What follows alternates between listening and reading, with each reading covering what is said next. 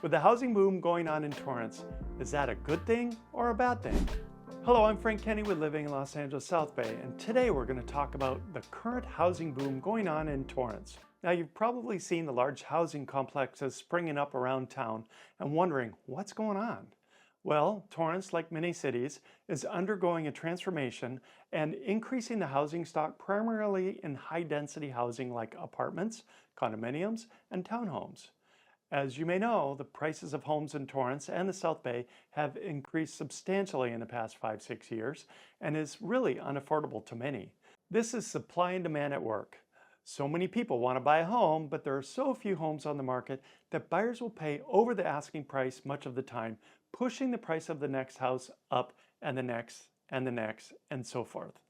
Currently, there are plans to add more than 1,500 housing units in the city, and there are over 58,000 single-family homes in Torrance, and that does not include condos, townhomes, or apartments.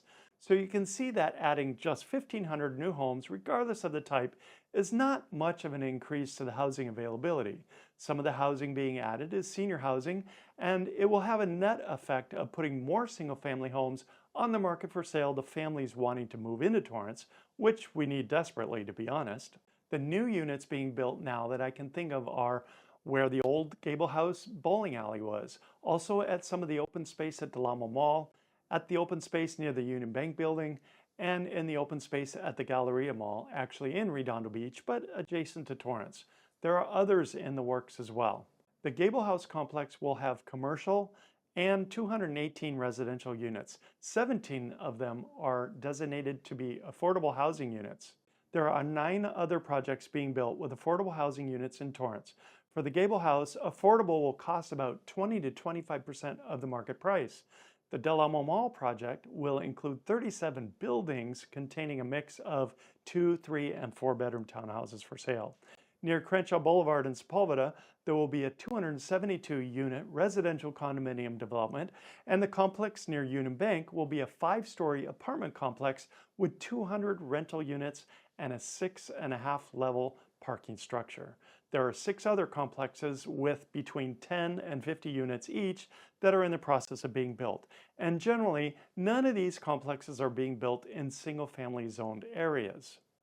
According to Michelle Ramirez, Torrance's Community Development Director, the building happening now is simply to address the need for housing in the area, and everyone wants to live in a safe area with local amenities. Torrance and the South Bay can provide just that. More residents in the city will also benefit local businesses.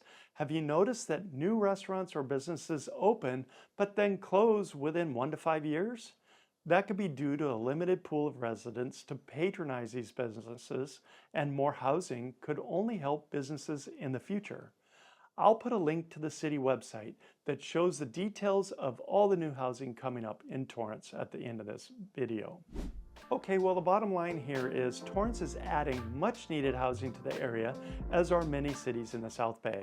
In the end, yes, there may be more traffic, but hopefully you, friends, and family members will now be able to stay in Torrance and find local housing. So tell me, what are your thoughts on the city's answer to the lack of housing? I'd love to know, so make your comments below. Please like and subscribe so you're guaranteed to get all of our current helpful videos, and please feel free to share these useful videos with your family and friends. This is Frank Kenny with Living in Los Angeles South Bay, and I will see you on the next video.